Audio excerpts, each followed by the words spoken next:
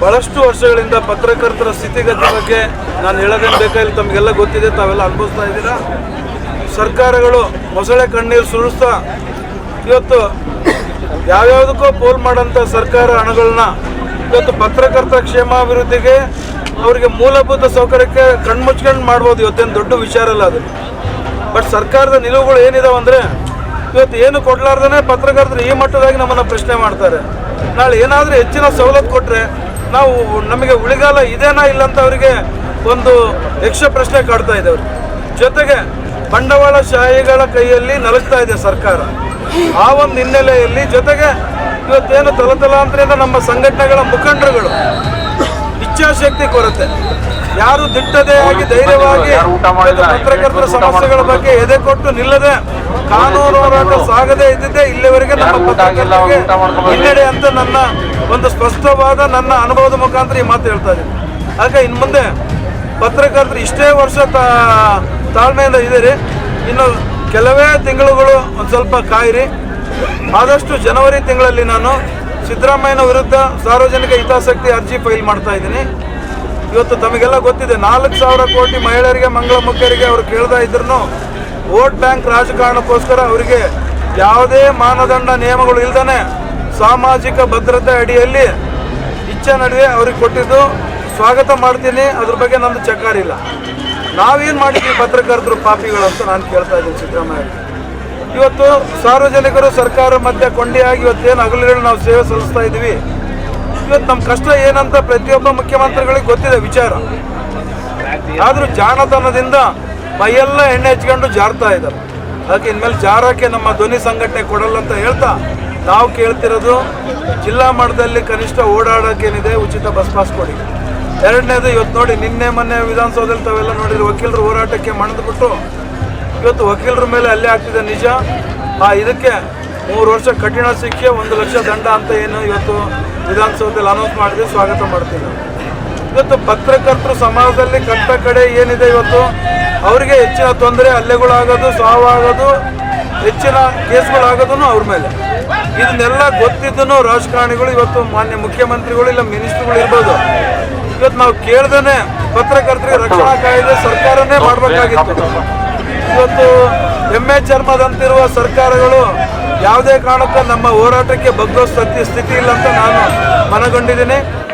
ಈಗಾಗಲೇ ಕಳೆದ ಚಳಿಗಾಲದ ಅಧಿವೇಶನದಾಗೂ ಹೋರಾಟ ಮಾಡಿದ್ದೀವಿ. ಬೊಮ್ಮಾಯಿ ಸರ್ಕಾರ ಇದ್ದಾಗೆ, ಆ ಬೊಮ್ಮಾಯಿ ಸರ್ಕಾರ ಇದ್ದಾಗೆ ಮಾಡಿದ್ರು ನಮಗೇನು ಫಲ ನೀಡಿದೆ, ನಮ್ಮನ್ನು ಬೊಂಬಾಯಿಗೆ ಕಾಣಿಸೋಂಥ ಸ್ಥಿತಿ ಬೊಮ್ಮಾಯಿಯವರು ಮಾಡಿದ್ರಂತ ಆ ಒಂದು ಬಜೆಟ್ನಲ್ಲಿ ನಮಗೆ ಬೊಂಬಾಯಿ ಕಾಣಿಸಿದ್ರು, ಕೈಗೆ ಚಿಪ್ಪನ್ನು ಕೊಟ್ಟಿದ್ದು ನಾವು ಈ ಸಂದರ್ಭದಲ್ಲಿ ನೆನಪು ಮಾಡಿಕೊಳ್ತಾ, ಸಿದ್ದರಾಮಯ್ಯವರು ಅದೇ ಕೆಲಸದಲ್ಲಿ ಮುಂದುವರೆದು ಆ ಬಜೆಟಲ್ಲಿ ಒಂದು 2,000 ಮಾತ್ರ ಮಾಶಾಸನಕ್ಕೆ ಜಾಸ್ತಿ ಮಾಡಿದ್ರು, ತುಟಿಗೆ ತುಪ್ಪ ಸವರೋ ರೀತಿಯಲ್ಲಿ.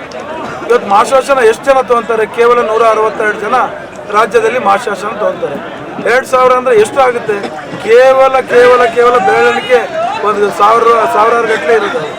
ಅಷ್ಟಕ್ಕೆ ಕೈ ತೊಗೊಂಡು ನಾವೇನೋ ದೊಡ್ಡ ಮಟ್ಟದ ಮಾಡಿದ್ವಿ ಅಂತ ಹೇಳ್ಕೊಂಬಿಟ್ಟು ಅದೇ ಸಾಧನೆ ಅಂತ ಬಿಂಬಿಸ್ತಾ ಹೊರಟಿದ್ದಾರೆ. ಇದು ಬೇಡ ಸಿದ್ದರಾಮಯ್ಯರೇ. ನಿಜವಾಗೂ ನಿಮಗೆ ಕಾಳಜಿ ಇದ್ದರೆ ಪತ್ರಕರ್ತರ ಬಗ್ಗೆ ಹೆಚ್ಚಿನ ಮುತುವರ್ಜಿ ತೋರಿ. ಪತ್ರಕರ್ತರು ಏನು ಇವತ್ತು ಕಷ್ಟದಲ್ಲಿ ಇದ್ದಾರೆ, ಅವ್ರ ಕುಟುಂಬಗಳು ಒಂದು ಹೀನಾಯ ಸ್ಥಿತಿ ಇದೆ, ಅದನ್ನು ಮನಗಂಡು ಇವತ್ತು ಸೇವಾ ಭದ್ರತೆ ಒದಗಿಸಿ, ಜೊತೆಗೆ ಉಚಿತ ಬಸ್ ಪಾಸ್ ಕೊಡಿ, ಪತ್ರಕರ್ತರ ರಕ್ಷಣೆ ಕಾಯ್ದೆ, ಪ್ರತಿಯೊಬ್ಬ ಪತ್ರಕರ್ತರಿಗೆ ಜೀವವನ್ನು, ಆಮೇಲೆ ಪೆನ್ಷನ್ ಕೊಡೋಂಥ ಇದಕ್ಕೆ ಮಾನದಂಡಗಳು ಬಹಳಷ್ಟು ಕಠಿಣ ಇದ್ದಾವೆ. ಆ ಮಾನದಂಡಗಳು ಸಡಿಲಗೊಳಿಸಿ ಇಡೀ ನಾಡಿನಾದ್ಯಂತ ಇವತ್ತೇನು RNI ಪಡೆದಂಥ ಪತ್ರಕರ್ತರು ಏನು ಕಾರ್ಯ ಅವ್ರಿಗೆಲ್ಲರಿಗೂ ಮಾರ್ಗದರ್ಶನ ಸಿಗಬೇಕಂತ ಈ ಒಂದು ಹೋರಾಟದ ಮುಖಾಂತರ ಮನವಿ ಮಾಡ್ತಾ ಇದ್ದೀನಿ. ಮುಂದಿನ ದಿನ ಇದಕ್ಕೆ ತಾವು ಬಗ್ಗದೇ ಇದ್ದಿದ್ರೆ ಕಾನೂನು ಹೋರಾಟ ನಿಶ್ಚಿತ ಅಂತ ಹೇಳ್ತಾ, ಕಾನೂನಲ್ಲಿ ಎಲ್ಲಿ ನೀವು ತಪ್ಪಿಸ್ಕೊಳ್ಳೋಕ್ಕೆ ಸಾಧ್ಯ ಇಲ್ಲ. ಇದು ಸಾಮಾನ್ಯ ಜನಕ್ಕೆ ನೀವು ಇಷ್ಟೆಲ್ಲ ನಿಮ್ಮ ಮನೆಗಳಿಂದ ನಿಮ್ಮ ಆಸ್ತಿಗಳಿಂದ ಏನು ಕೊಡ್ತಾ ಇಲ್ಲ. ಇವತ್ತು ನಾವು ಮಾಡಿದ್ವಿ ಅಂತ ಎಲ್ಲಿಂದ ಮಾಡ್ತೀರಿ ನೀವು? ನಮ್ಮ ಟ್ಯಾಕ್ಸಿಂದ ತಗೊಂಡು ನಾವು ನಮ್ದಂತ ಹೇಳ್ತಾ ಹೋಗ್ತೀರಿ.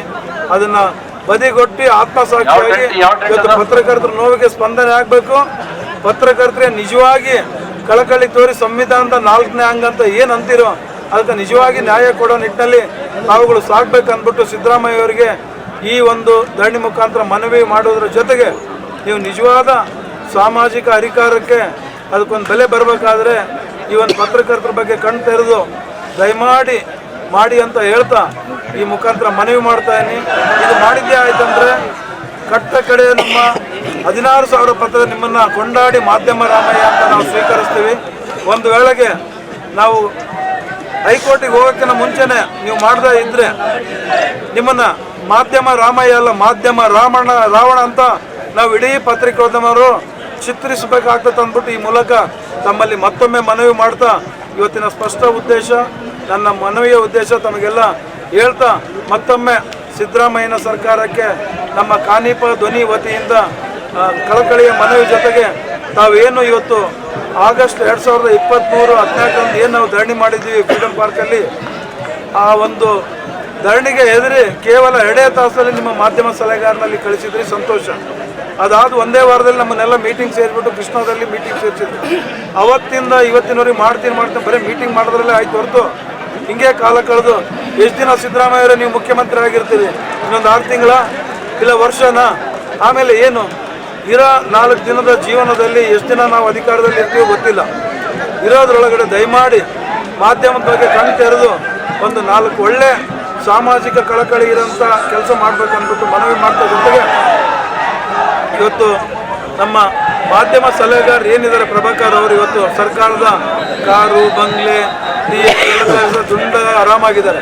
ಇವತ್ತು ಅವರು ಬಹಳಷ್ಟು ಕಷ್ಟದಿಂದ ಬಂದು ನಾನು ಪೇಪರ್ ಆಗಿ ವಿತರಕ ಆಗಿದ್ದೆ, ಪತ್ರಕರ್ತರಾಗಿದ್ದೆ ಅಂತ ಬರೇ ಬೊಗಳೆ ಬಿಡ್ತಾ ಇದ್ದಾರೆ. ಇವತ್ತು ಪತ್ರಕರ್ತರ ಬಗ್ಗೆ ನಾನು ಸ್ಪಷ್ಟವಾಗಿ ಹೇಳ್ತೀನಿ, ಅವ್ರಿಗೆ ಯಾವುದೇ ಕಾಳಜಿ ಇಲ್ಲ.